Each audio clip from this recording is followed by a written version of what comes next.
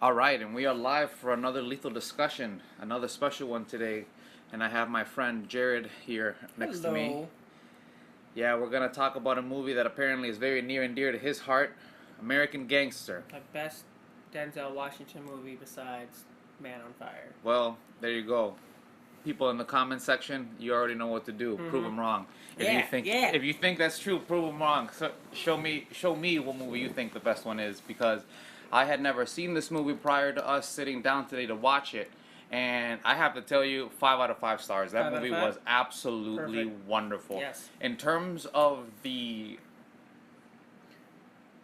genre, in terms of the criminal genre and the cops versus robbers situations, this was absolutely wonderful. It touched every single kind of archetype that you would imagine from the Right. story, like from the rags to riches to him assembling the crew that he supposedly thinks is going to lead him to the top, and then But him ha- slowly taking over too and being like, how do I weave my enterprise in with the known mobster families and things like that, and you know. and so quickly after his boss died, his what was his boss's name? Bubsy? Bumpy. There Bumpy, you go. yep, Yeah. Johnson. He apparently, in the movie, once again, because we already know that we're gonna get a lot of Yeah. flack, because we are all well aware that this movie takes a lot of creative liberties in terms of the history of what actually happened. Where no one here is gonna sit and try to debate that. No. We're trying to look at the movie from its own stance, right? From a narrative perspective, and just try to see what we can glean off from what was shown on the screen. Yeah. Because if we sit here and try to go at it from a historical angle, we'll be here all day. Because It'd take forever. we already know. Yeah. We already know it's not true. But it doesn't matter, because the people that are represented in the movie are people that are genuine people. Like, Yep. they are archetypes of people that actually exist, They did. that have existed. So in a certain sense, the people shown in the movie are more real than any one person, True. because they're representations of a time and place, the late 60s into early 70s drug empire, and how everybody was trying to take a piece of the pie all at once. At the same time, showing how everything that has to do with the world is interconnected. How the Vietnam War facilitated the ability for Vietnamese heroin to Oh, get to into get the over United here? States as a result of us being over there because of a war, because of trying to keep communism from trying to take over, and then That's crazy. Like, yeah, we're trying to keep communism from taking over, and in the meantime, like you were gonna say, I'm sorry, I'm jumping in, but no, go it's ahead. we are fueling the drug trade in America unknowingly, basically, because I mean, in the last part of the movie, the guy's he's sitting there, he's like, "What the hell are you guys talking about? Like, how could a black American, which I don't know if we want to jump that far to the end of the movie. I yet, don't think, but I think at this point we can very safely say, before we get any deeper into the movie, that there will be spoilers abound all oh over the yes, place. yes, This guys, is if an you haven't seen analysis. it- This is an analysis and discussion of the movie. This is something that you've watched the movie before, so Oh, yeah. you can delve in, and you know exactly what we're talking about all at once. So if you whoever's haven't seen listening, whoever's listening, you already know. Yep. So go Watch ahead, this, man. Watch this beforehand, then come back to this. But Yeah. it's a true testament of how, like you were saying, how things are interwoven. But then Frank Lucas was able to use the times of how they did, racism in America and that against Black Americans to be able to fly under the radar for so goddamn long. Correct. The underestimation. Yeah. Because everyone's like, well, who are the people that run the drugs? Oh, the Italians. Duh. It almost seems like a truism to them. Yeah. It's like you can't even consider other people, and all. at that point, the justice is blind at Yep. that point, because they're like. And it's so racist in every direction, because if you're an Italian person, you stand no chance, because they automatically presuppose that you're going to be the criminal guy. Yep.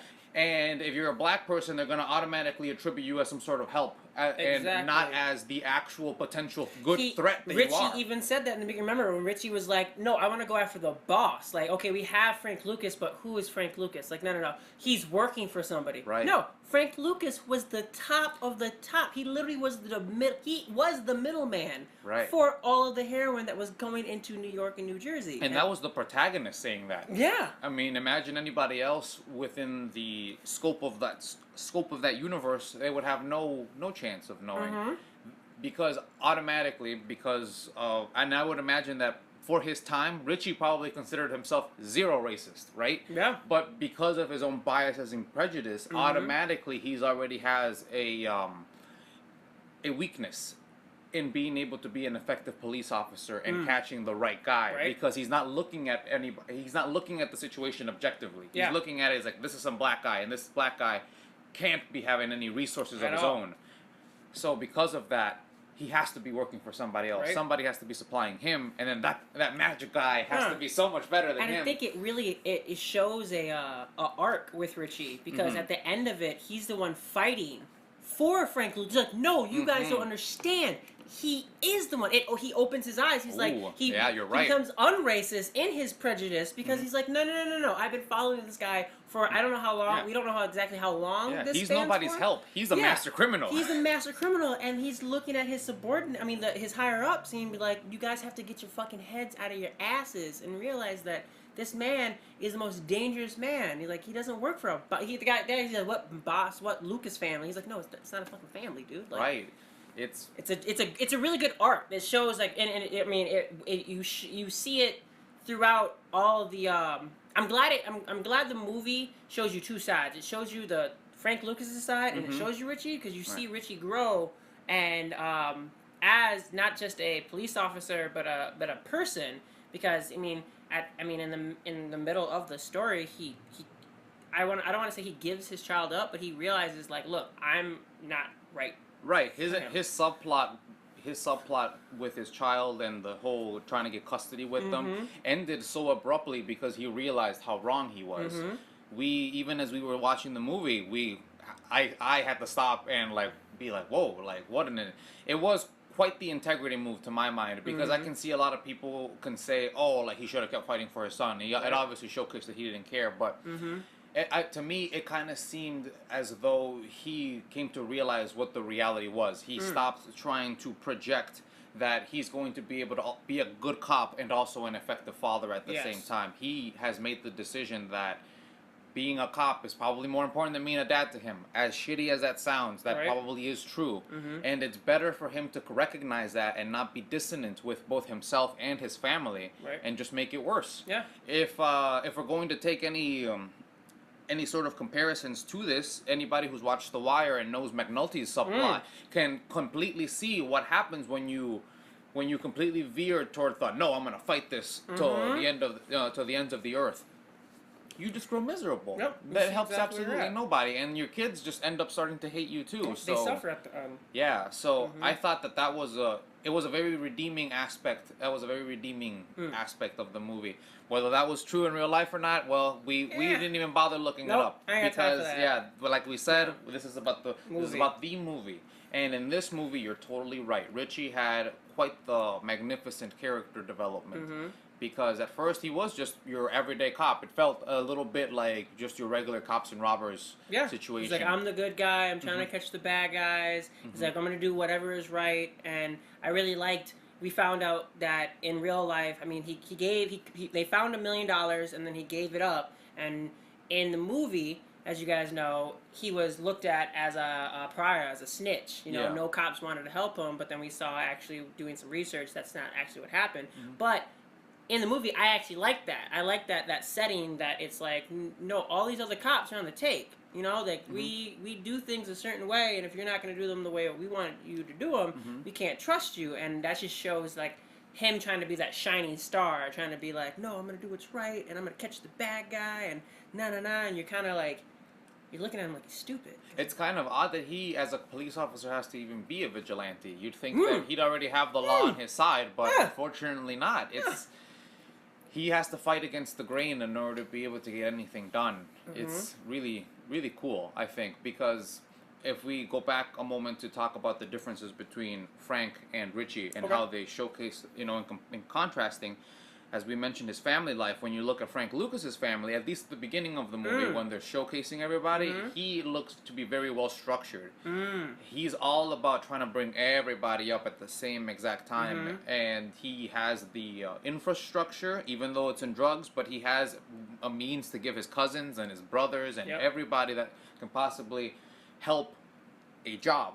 and a Yep. lucrative job. And at jobs that. that they want too, because I mean, when we first saw his brother who picked up the phone, well, he was working on a car. Correct. When he comes to New York or New Jersey, where they're at, Yeah. he has a garage now. Right, It's like, I'm exactly. gonna put you guys in a position where you guys are gonna thrive. Yeah, all you literally have to do is be a mechanic, and then when the money comes by, you just put it aside, Yep. and then you pick it up, and you get a little extra take at the end of the day, so you can keep working on cars.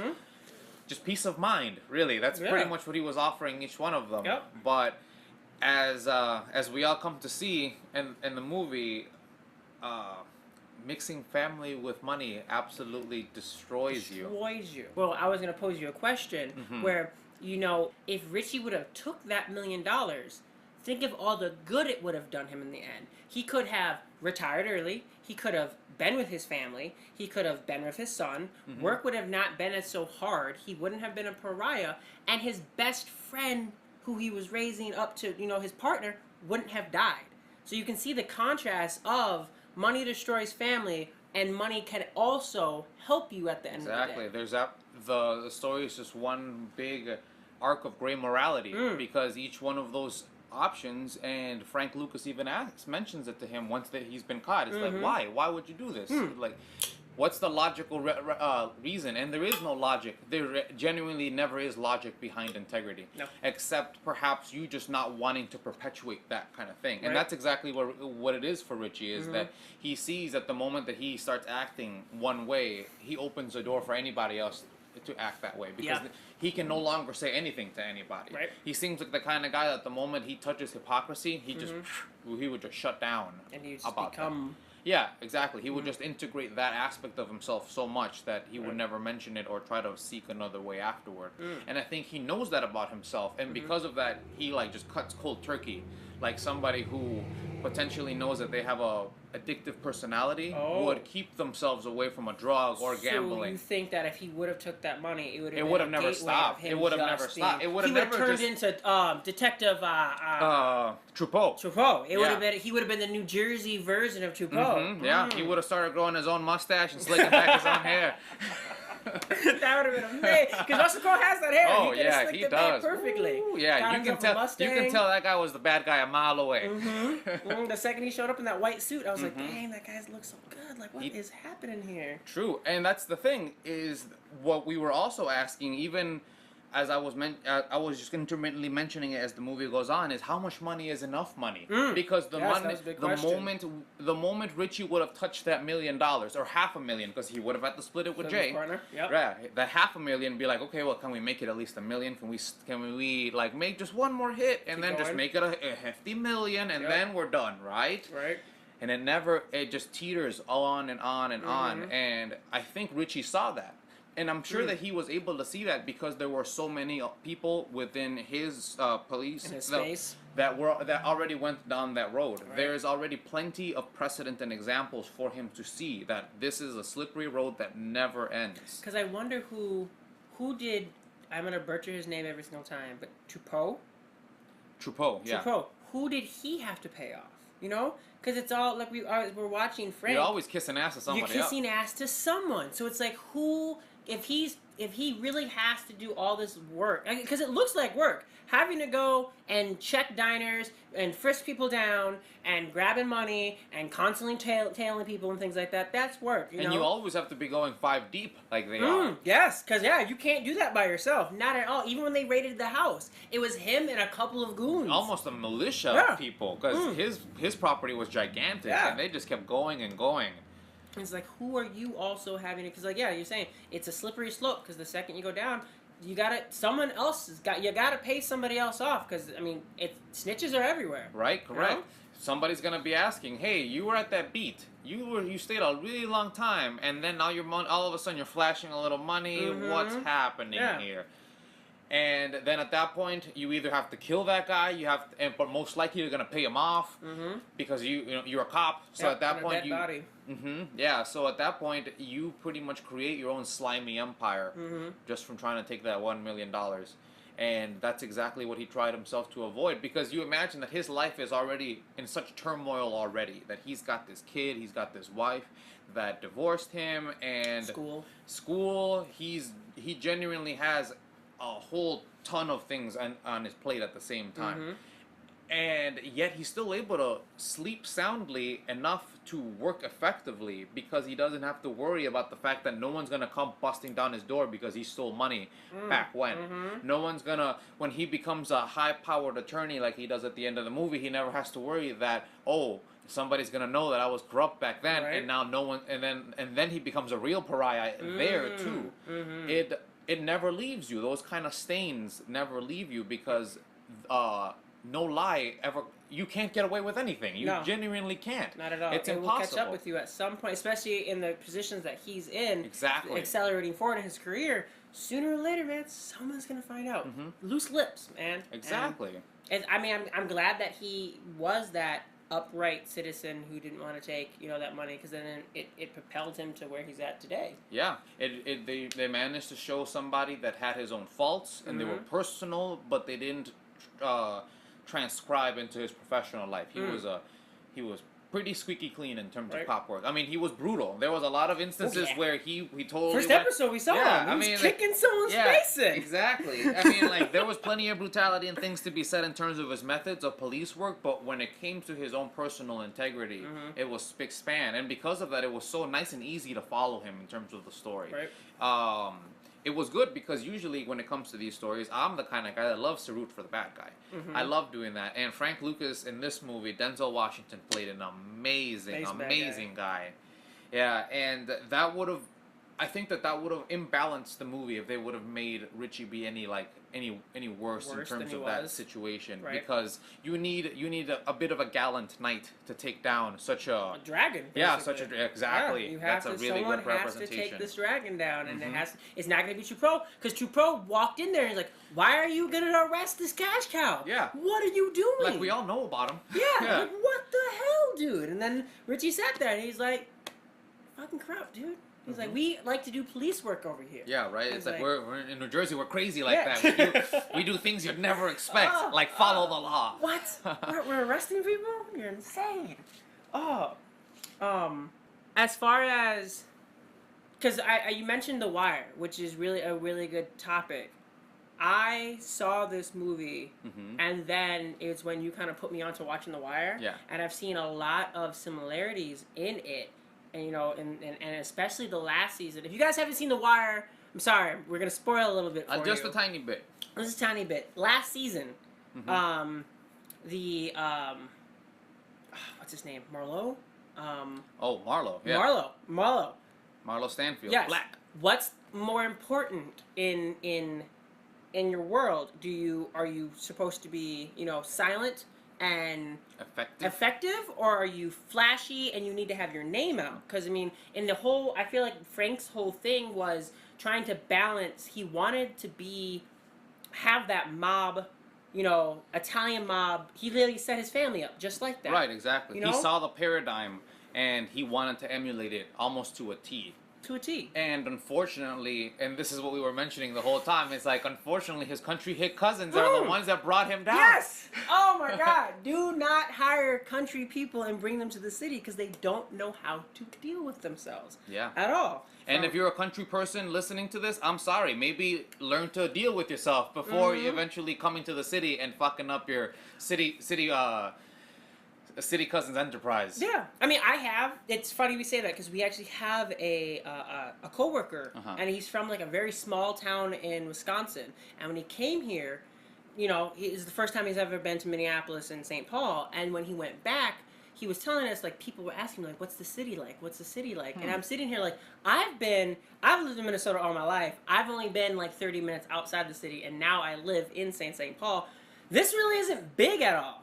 I've been to New York. New York to me was like, oh my God, this is overwhelming and all that. But to, like, someone who goes to bars every weekend, like small bars that everybody knows each other, and you come to a place like this, it is huge. Like, you can see a skyscraper from freaking miles away. Your frame of mind changes so quickly, I would imagine. And you can see that in his cousins. Like, the first person that he has to sit down is his Isn't it his brother? Yeah, his eldest brother, but minus him, his eldest brother, who is trying to act like Nicky, what the hell is his name? Nicky Barnes. Nicky isn't it? Barnes. Yeah. Yeah, he's trying to emulate him because he likes that flashy lifestyle.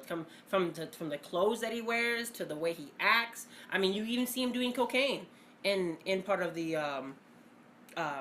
in the movie, and you Right. see Nicky doing cocaine. So it's like those two are the exact same people. Like he doesn't want to be like his brother. He wants to be like Nicky Barnes. It's, exactly. Mhm. It's really interesting also how they managed to showcase that Frank Lucas never gets high on his own supply or anything like that. The man is straight straight as an arrow the entirety of the movie. Entire time.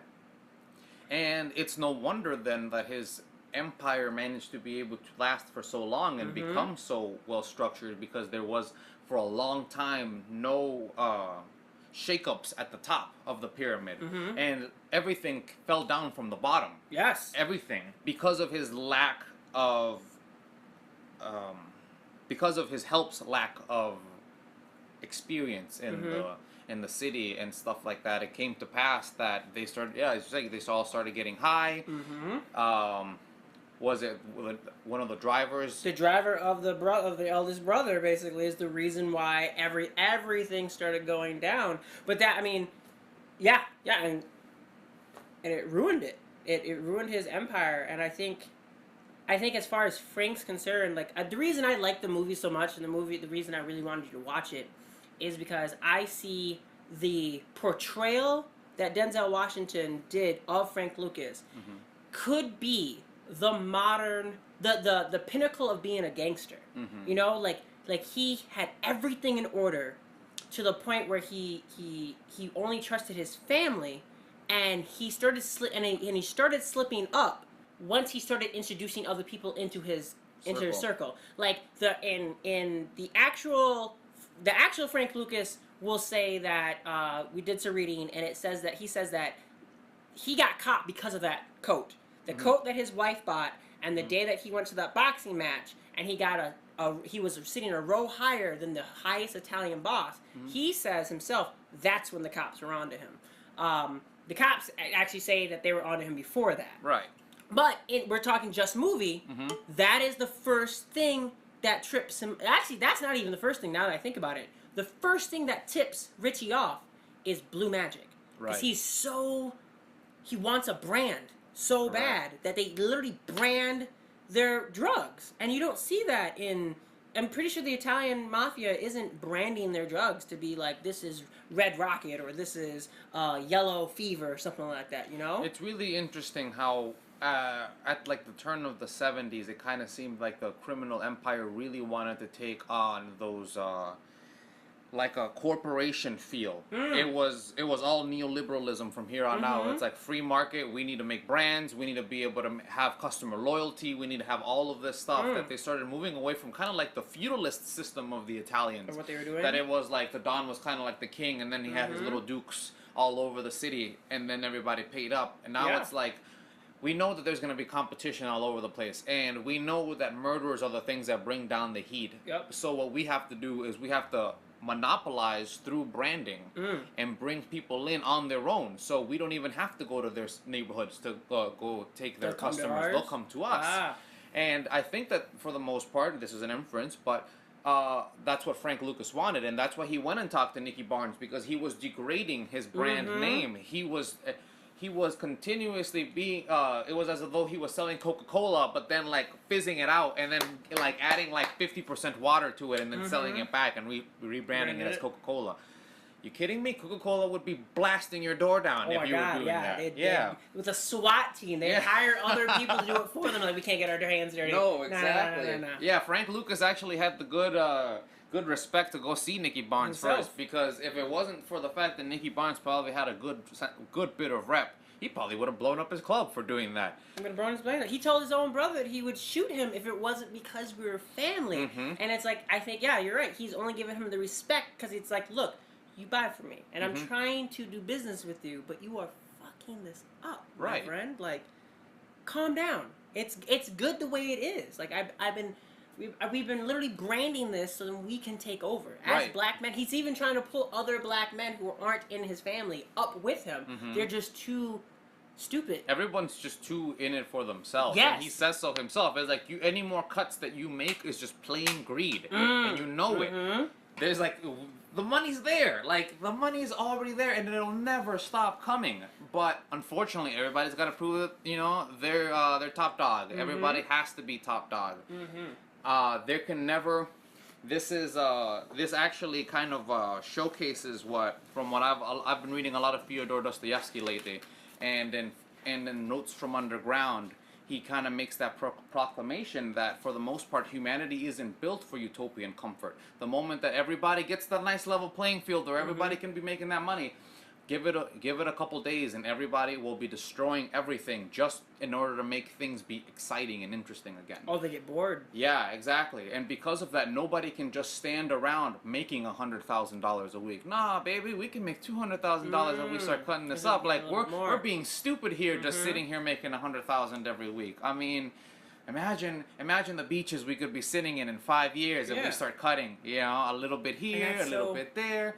And you start making another utopia that you'll never actually get to in order to destroy the one you're in right now.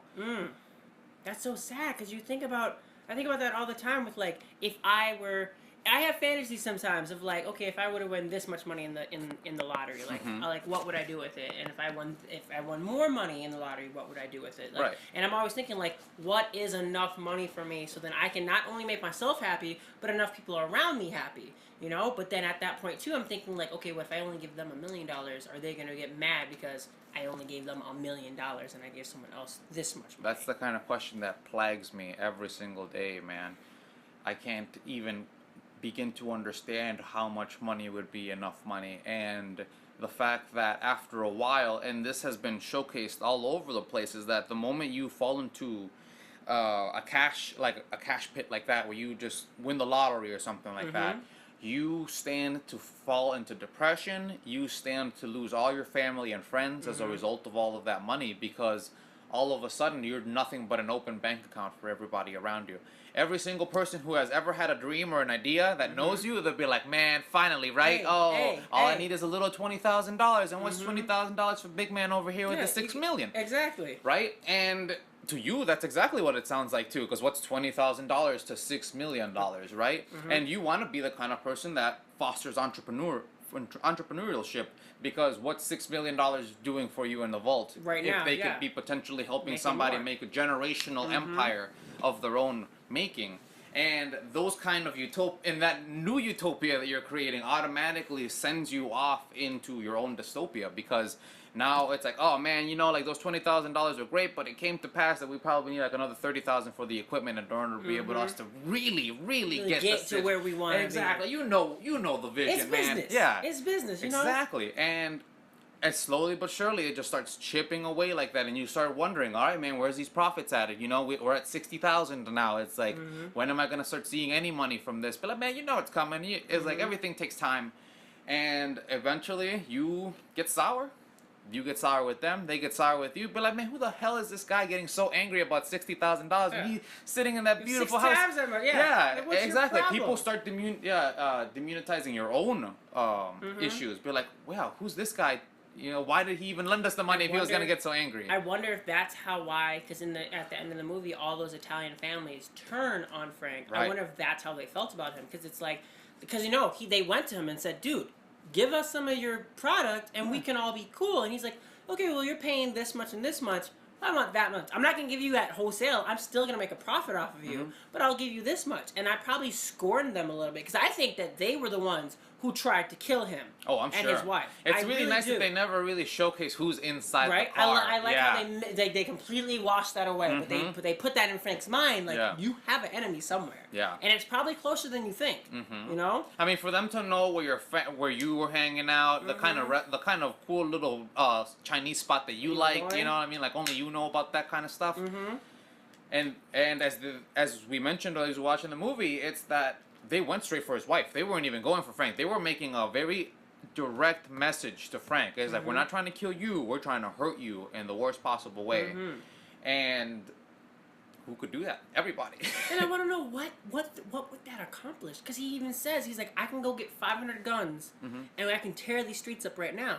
If his wife would have died, That's exactly what he would have done that. But that's exactly what they would have wanted, because it would have destabilized him. Remember, the only thing that keeps the Frank Lucas empire up and running tip top, aside from all the other families, is that the top never is the one that shakes. The bottom can shake, but Frank Lucas can square those fools away real quick and then bring it back on. The real downfalls began once they, if they would have shook his mentality at the top, right? I'm pretty sure that's exactly what anybody would have wanted. It's that, sure, he's gonna go off and scare people, and the thing is that the person in silence is the one with the power, right? He even mentions that to his brother. He's like, you never want to be the loudest guy in the room, and they were trying to make him the loudest guy in the city. Yes, they were. I mean, 500 guns, you're gonna get caught real quick. Someone's gonna be like, I'm with Frank Lucas's crew, and then boom, they got him. They got two other guys. Let's start rolling on them, and then boom, Frank is in jail. Exactly, and then the movie would only be an hour and a half long, as opposed to 2.5 hours. Oh my god, God, it'd been horrible. Ugh. Yeah, so I think it was a very effective maneuver on their part. Whoever did that, I think they were aiming in the right way. It just so happened that Frank Lucas was smarter than they were in that sense. Or not smarter, at least his wife didn't die. That's the thing. It didn't tip him over, because it doesn't seem that he really cares too much about his own life. You know, it's like, my life is my life, and I'm going to go out tippy top if I possibly can. But yeah, once they start touching everything else around him, and you can really tell the fact that he cares, because he allows his mom to slap him, and he like just, you can feel like his own energy like drop in that scene when he's like, she slaps him, and then he like feels so shocked, but he doesn't even move. Well, yeah, because at that point, I think he was shook, you know, because he was going to go kill, because that was at the point where they walked into his own house. Right, he was going to go find his wife. Yep, and she was like, look at me, like, I know what you do. I don't ask questions, but they are shaking you right now, and you're gonna go do something which is gonna get you caught faster. Yeah, it's like we might be country hicks, but we know we don't kill cops. Like everybody knows that. Yeah. We're doing cocaine. We're getting their drivers to shoot people. We all look. Yeah, exactly. We've all been there. Yeah. No, that's crazy. Yeah. At least his mom was there in the beginning, like at the end, to like help him, because otherwise, yeah, that movie would have ended quicker at that point. Yeah, it was a very good showcasing that pride always comes before the fall, because he started goading Truffaut with that little turkey in the front of his house, and then blowing up the Shelby. Wow! Oh, that was beautiful. That is what sealed the extra the 5th star for me, because the moment that the little wedding scene happened, where he got tension, where he stopped him, I'm like, oh, he needs to go blow up that car of his. 5 minutes later, boom! Oh man, that was absolutely beautiful. He's a man of his word. Frank Lucas is a man of his word. And then he even told him the second time he stopped him afterwards, after his damn brother fucked up and had the drugs, he was like, oh, do you want your house to blow up next time? He's like, I'm not afraid to fuck your shit up at all. Right? Like, it's like, I'll spend 1 day in jail, your whole house will blow up. Yeah, so take the drugs, get the fuck out of my face, please. Like, get out of here. So I always wondered, like, was he on the pay cut? He must have been on the pay cut, because he was saying this is a cash cow, you know? So totally. Frank must have been like, here, take this $10,000, get out of my face. Yeah, that Frank Lucas is the big dog in that sense. And I'm sure that maybe he's even got, as you said, how Truffaut might have somebody above him. He might have little underlings that give him little cuts, too. And then they might know Frank Lucas too, because you got to remember, the streets always know who the boss is before any sort of detective or anybody else like that knows anything about that. He's got to protect. Truffaut has to protect his neck. He runs with 5 guys. Those 5 guys got to eat, and if they ain't eating, I mean, why aren't we rolling with you? Right, exactly. We're all smiles right now, getting coffee, getting going to bowling, because we all know that we're gonna go get paid. But the moment that the situation falls apart, shit. I mean, Truffaut kills himself. I mean, that's what it comes down to, because he knows that the whole gig is up and no one's going to stand by his side. That's another thing. He has no integrity, and he knows that everybody is going to just snitch away in order for them to be able to do down years. And since he was leader, everyone's going to... At the top, man. Yeah. You got to go first. Sorry, because that's what they want. They don't want the minions. Yeah. Because, I mean, even Richie said, he's like, I'm not going after the small fries. We're coming after the land sharks. I want the people who have the big pushers, the big movers and things like that. So... I mean, at the end of it, when he was with Frank, and he was like, "I'll take those guys, and I'll take those guys, and I'll take those." He's like, "I want everyone. I want everyone that you could possibly give me." I also think it's kind of cool how he, at the end, he becomes a defense lawyer, Mm-hmm. and it really like shows his wanting to be like a shining knight, you know? Right, because he knows that on the other side of the aisle are corrupt cops. That although there are good ones in there, that for the most part, why are they putting this guy in prison? Is this guy just being a patsy for some potential cover up for the police? Right. He knows all of their tricks, so he's the best person to try to defend somebody that could potentially be going to prison for something that a corrupt cop should be going to prison for, or trying to cover up some sort of nasty situation that who knows what's going on. No, I think it ends his arc very very rarely. Going from a beat cop to being like you see it, like he gets a promotion every way of the way. Like he's a beat cop at first, and then he goes and he becomes basically like a sergeant of his own crew. And at the end of the day, he's like, you know what, I'm gonna make it so that people aren't going to jail for unjust reasons. 'Cause I know I've seen it, like you said, you've seen it myself, where people are corrupt to shit, and it could be that you didn't really do any of that. And then his first person is Frank Lucas, who gets out of jail. It's crazy. He's like, I threw you in jail, and I'm gonna get you out. Right, he has to serve his due, but he brought his due down as a result of him helping out. Because going from 70 to 15, that is a lot, man. You have to have shook the system quite a good bit. 55 years, I think. Damn. Yeah, 55 years reduced. Life sentence right there. Yeah, honestly. Only to come out to nothing, right? Well, I mean, it's better to come out to not, like you said, you can be a rich man in jail, you can be a poor man outside. Like, which one would you rather choose? And Yeah. he comes out to a world that he doesn't understand, because like you said, when we were watching it, it's been almost over a decade, and he doesn't know, this, like, what it is, what's happening, like what's the new wave, what's the new thing happening, so yeah. It was also really interesting to see those poppy fields out in Vietnam and watching like the people actually working it. It's a community around the building of a drug that then goes off and kills people for really, really far away.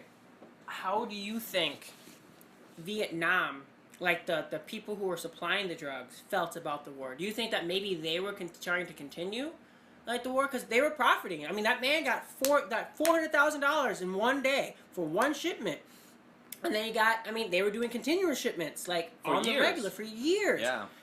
Why? And I mean, maybe he understood, because he was the wise one, telling Frank like, "Hey man, maybe you should just stop. Like you made your money, I made my money, we're doing well." But maybe there was somebody. I mean, because again, the story is fabricated a little bit. Yeah, of course. I always wonder, like, there's money in war. There's always money in war. So like, why did maybe did the people, the drug dealers or the poppy field owners, did they like push the Viet Cong to keep on fighting so then they could keep making more money on the side like that? And I'm sure that in order to be able to maintain a poppy field like that, you need to have a militia of your own. Even if you have no skin in the game in terms of America or like or the communists, in any sort of way, you still need people with guns out there, because there are other people that are going to be coming through. They were big guns. Yeah, so what that's probably what you do with that money, and I'm sure that the instability is exactly what they wanted, at least for a time. Right. To be able to gather enough money to like hold them off for a while. It's like, I have millions of dollars. We can last for a while. And that's the thing, is that you never really know the intentions of people, because it could very well be that they could have been selling drugs in order to complete an X project, whatever it could have been. And they're like, okay, well, the war's over, so I guess that's it in terms of that cash flow. But then Frank Lucas, because that's all he knows, and because he was so into playing big dog, he got so desperate that last shipment is the thing that screwed him over. He couldn't see the trees for the forest anymore, and he panicked. And that's exactly the thing, is the moment he lost his cool head, that's exactly when everything went to hell. Right. Because he could have just as easily gone away. How many people in that movie told him to just give it up, not quitting, just quitting while you're ahead. That's winning. You already won. You went from nothing to like basically nothing to literally being the head of everything. Everything. And you could just go anywhere. His wife even said, he's like, we can go anywhere. It's your pride that won't let you leave. Like, and that's your downfall at the end of the day. Yep. Like, we could have been gone. Now, yeah, because he came out of prison penniless, and for what?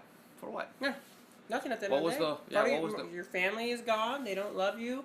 I mean, you got your nephew, which I think is ridiculous in the movie anyway, that he would let his nephew join the family. Like, you have a nephew who can get out. Why would you want that for someone? I think that just goes to show, and it's sense that Frank Lucas knows that you can't pick any man's destiny. In the same way that he would never let any man pick his destiny for him. He asked him, before the guy came out and he's like, Frank, there's trouble, and he's like, 1 second, I want to be able to hear what is it that you want, right? I want to hear it out of your mouth in order for us to be able to move forward, because he doesn't want to coerce him to do anything. Yeah. He's like, you have talent as a baseball player, so we're gonna try to foster that talent and try to explode it in a positive way. Right. But he didn't want to. He didn't want to, and he died nameless in a firefight because of that. I think that's a fault in the culture that he was fostering, because he wanted to be like the Italian mob so bad. But even when you watch like The Godfather and The Goodfellas, you don't have, not everybody gets to be in the family. Right. Not everybody gets to do, gangster things. Yeah, there's associates, and then when you become Cosa Nostra, it's like you're a genuine soldier, and there's like a ritual and like stuff for it. Exactly. Yeah, and like even like in The Godfather, they're a lawyer. The lawyer in The Godfather knows everything that needs to be known. Yep. Yeah. But he is their lawyer at the end of the day. He is not in everything. He can separate himself at any time, because he's like, I know things, but I have my own business. Why not diversify your bonds, my friend? Like yes, we have somebody who's that would be good PR to have your nephew on the Yankees. You know what I'm saying? Exactly. Like it would. I don't know. It would legitimize you a little bit more, because he'd have money coming in, and then you can kind of explain a bit of the money. It's like, yeah, we both threw down on this property, and stuff like that. But no, that's the thing. Nobody can make other people's destiny. The guy saw and said that he wanted what his Uncle Frank had. Yeah. And that was it. I don't think Frank could have done anything for him in that sense, because at that point it would have just been hypocrisy. It would have been hypocrisy on Frank's part, being like, yeah, I know how successful I am. I can see that, but at the same time, no, I don't want that for you. But that is not. I don't think it is hypocrisy, because Frank doesn't want to give his spot up. You know what I'm saying? Frank will die of old age before he stops being the Don of his family and the top dog. Right. His nephew literally looked at him and said, I want what you have. Frank can't give him that. Frank is not going to step down and propagate his nephew up to be that. So he's selling his nephew short. You saw his nephew. His nephew was basically. I mean, you have to start from the bottom. No matter he what. was a soldier. Yep. He died a soldier. But all of his other his brothers are capos, you know, and his eldest brother is his I don't know what the underboss. Underboss. His underboss. He made him a soldier. Soldiers die all the time. Right. Soldiers die constantly. You are setting your nephew up for failure at this point. But that's what he wanted. Not Frank. That's crazy. Not Frank. His nephew wanted that. Yeah, exactly. Because once again, that would be a fault of Frank to be like, well, I know you're my nephew, and so I'm gonna make you quasi capo for something. It's like, no, like he already gave him the big chance, which was to try to become a player for the Yankees. At this point, it's like, okay, you want to do this? Well, as far as I know, you have no expertise in this field, right? So you got to start at the bottom and then showcase yourself going upward, right? See where he could cut him a lot of, not slack, but gave him a lot of opportunity with baseball, because he already knew that from a little kid, that boy was good. He was good at it. Exactly. So there was no questions in terms of his ability. What the fuck does he know about maintaining and running a drug operation? Nothing, because he died nameless. And he did. He got shot. That Uzi. I was like, damn. I also thought it was very cool how when Frank and Richie were talking to each other after Frank was caught and everything was down, their little chat on the distinction between types of people, such as Frank is trying to make the point that Richie is just like all the other cops, even though he says that he's not on the take and things like that. His wife makes that exact same argument when they're in custody. I wrote that down actually. Is that Frank? I thought that was crazy that Frank and his wife literally said the exact same thing to him. He's like, "You're not better than any of these people. You just hold yourself as on a high horse because you want." He's like virtue signaling. Yeah, actually. yeah. You want some type of crazy virtue to say that you're better than these people, but like it's like you said earlier. If you were to delve in your temptations, you would be just like them. But you try to hold a light. He's Batman. He literally is Batman. Batman says it directly. If he were to actually kill, he would then just kill everybody. He would be a criminal. Nothing would be able to stop Batman at that point. Right, exactly. So Richie's Batman. Batman is no different from if you think about it, Batman is a billionaire who dresses up at night and runs around and catches criminals and beats them to a bloody pulp. Right. Dude, you're a sociopath. You're crazy at that point, you know? Like, because he has to turn off Bruce Wayne and then turn on Batman. I love it how they say it in Lego Batman. It's like Bruce Wayne lives in Batman's attic. Ooh, I like that. I completely forgot about that. Yeah, no, that's perfect. I mean, he does. He's like, it's really like Bruce Wayne is Batman. Bruce Wayne is Batman's costume he puts on, and that's the same as Richie. Richie puts on a costume to make himself be better. And so I can go have sex with these flight attendants and my lawyer who's working on my child paternity case.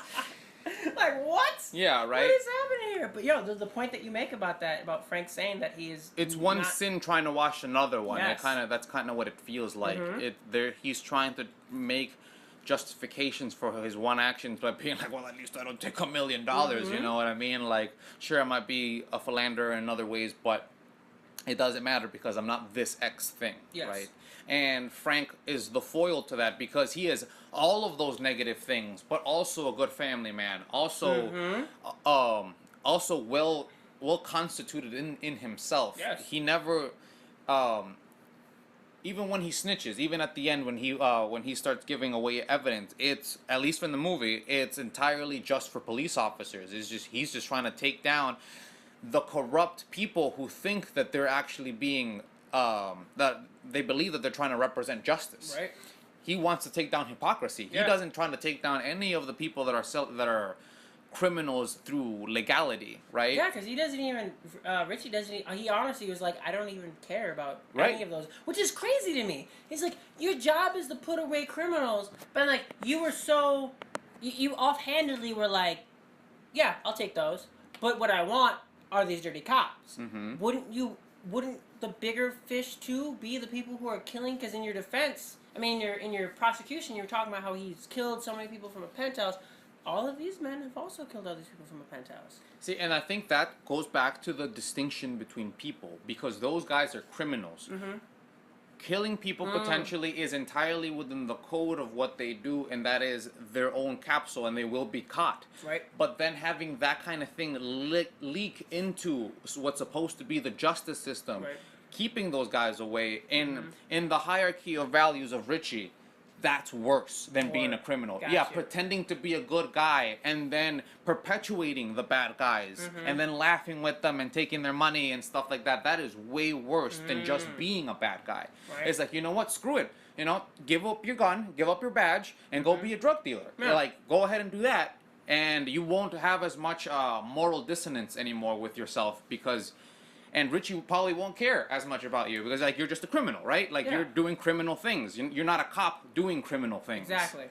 Well, and I think that's what irks him so much. Then I wonder why he allows his best friend Joey to be able to do the things he did. Because when I haven't seen the movie in a while, but when I first saw that house, I was like, and you saw the guy with the hot dog with the gold chain, I immediately was like, Sopranos. I was like, this guy is with the tape. Oh, he knows they're wise guys. Remember his wife? Yeah. His wife, and no, his lawyer, I think, even mentioned, is like, okay, so who are your, like, connections, like, your friends around the, you know, around the neighborhood? It's like, oh, they're all wise guys. It's like, you know, because he grew up in a bad neighborhood. He has connections that are like that. He knows that guy is the nephew of a bigger guy. And so he really is so, what you're saying, it's basically just adding to what you're saying, is that he is so, like, not narrow-minded, but so focused on getting the corruption out of the justice system that he's like, my best friend does this, and I'm perfectly okay with it. Right. You know, it's because, you know, sooner or later, one day, he will get gets caught. Yeah, exactly. But, like, it it's won't be not mine. me. Yeah, it won't be me, but he'll get caught, and I'm not going to be there to defend him.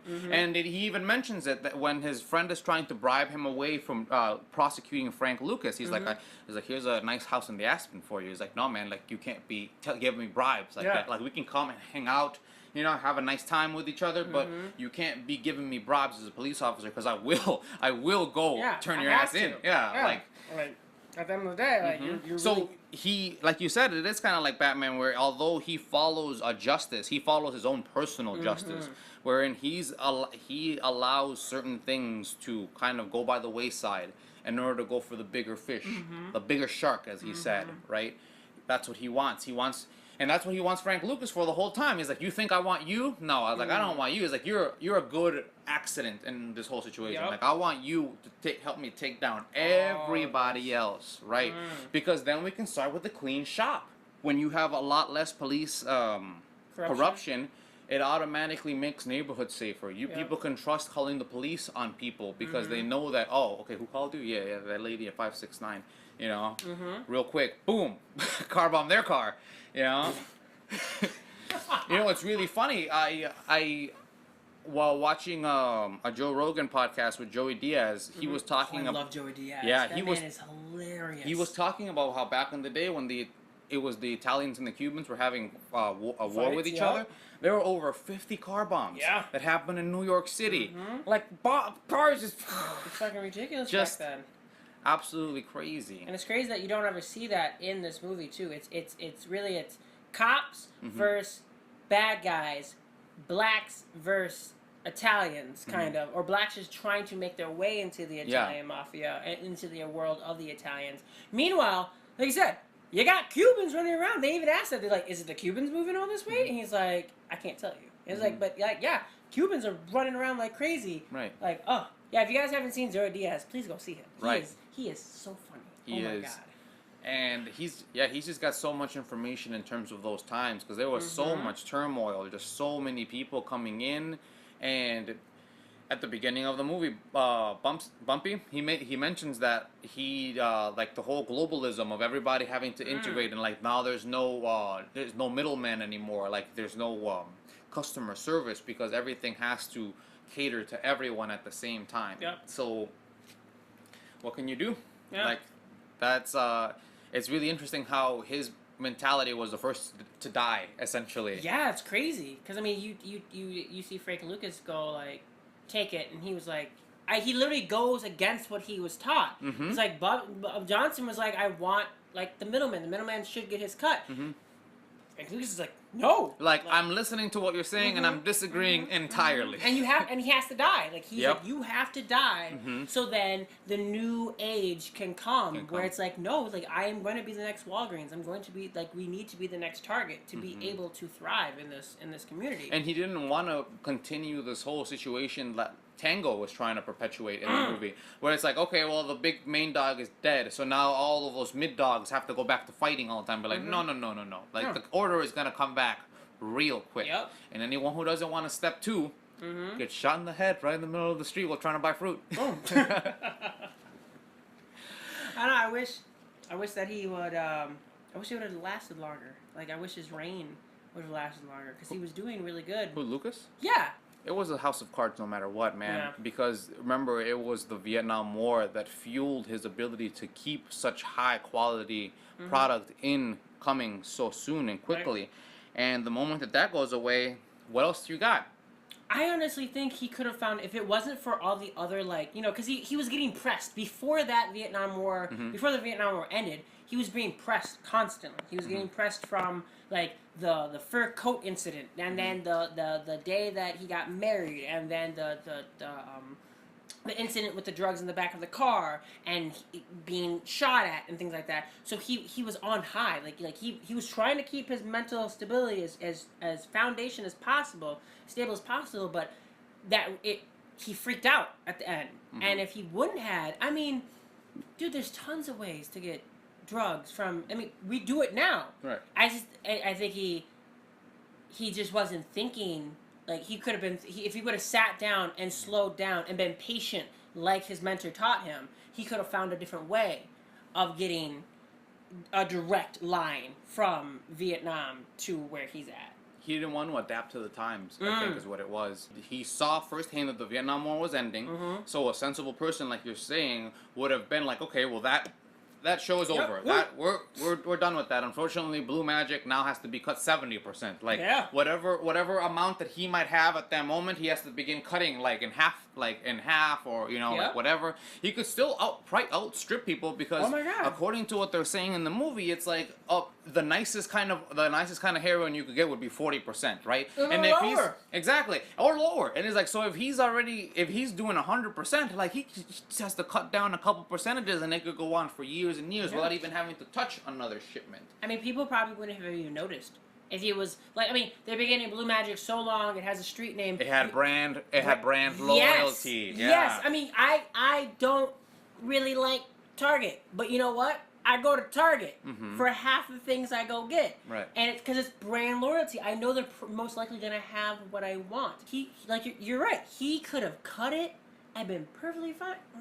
See, he fucked himself over. Yeah, there was nothing to be done about it really, because he was already accustomed to a certain particular type of life, and that's what happens is that every radical situation, such as the one that Frank Lucas created, eventually has to begin calcifying itself into a conservative aspect, because years go by, things stay the same, and the radical thing it becomes a formula. It's no longer a radical thing. It's, I'm going to Bangkok and getting things, right? And then because the first time he did it, it was a novel situation. No one had thought of it before, but then years go by and months, and now it's a formula. System. Now it's a formula. And now what else can you do except be conservative with it, because now you have a structure, you have a hierarchy in how you have things going. So now that you have your house in order as you might want it, all you can do is try to rebolster it as much as you can. You can't. There's no time for radicalism anymore, because you already know the way to the promised land, pretty much, essentially. And the moment that the environment changes around you, you just try to reinforce yourself.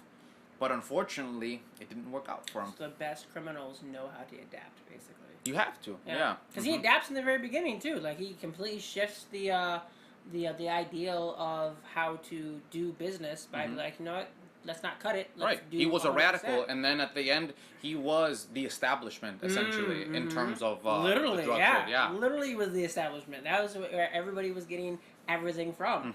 Dang. Yeah. Wow, right? It's an amazing movie. It just goes on and on. But I think right now we're good at cutting it done. I think we can continue with the analysis forever and ever. But I think as far as what we've got so far, I think we're pretty good. I mean, it was a great movie. Yeah. I was happy that you enjoyed it. Oh, I loved it. I mean, I have way more notes, but I mean, we just be going over the same things over and over again. I mean, we've gone through the peak of Richie. We've gone through the peak of Lucas. And everybody else. So yeah, and everybody was pretty much following the exact same arcs. Like they were just the leaders of everybody going up the climb and then down the descension at the other end. They both led the way in the exact same way. I loved it, and thanks, man, for giving us these killer thoughts. No, of course. Yeah, I'm glad. And hey, if anybody in the comments has seen this movie, give it love. Please. And you have any criticisms as to what we're saying, drop them, please. Not even criticisms. If you want to have a discussion about it and what you guys thought, if you guys had any other ideas that we didn't touch on. Yeah, I mean, this is an open forum, really, because we're all just trying to learn more as we go along, and we can glean so many things, even from movies such as these. There's everything is a treasure trove of symbolism that we just gotta dig a little deep for. Yep. Yeah, so everybody have a good day and good night.